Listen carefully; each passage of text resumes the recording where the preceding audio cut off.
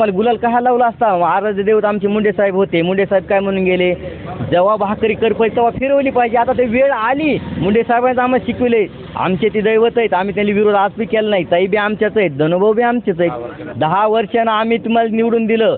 ते आलेला फंड बी तुम्ही वापस केला. नेमकं आमचे कोण्या मुद्द्यावर तुमच्या मागं चालवा हे आमचा प्रश्न आहे. आता तुम्ही धोरण असं आहे की इथले सगळे जे उद्योगधंदे आहेत ते सगळे गुजरातला न्यायचे.